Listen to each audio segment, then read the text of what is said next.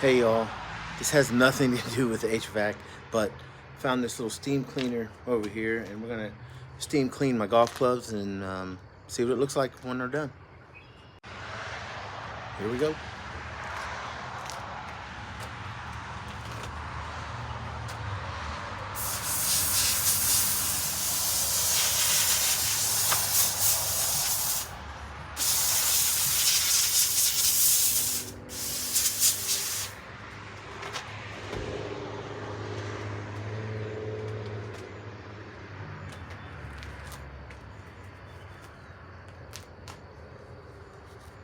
I got a pretty daggone clean if you don't see that. Look at that. Nice and shiny now. All right, it works.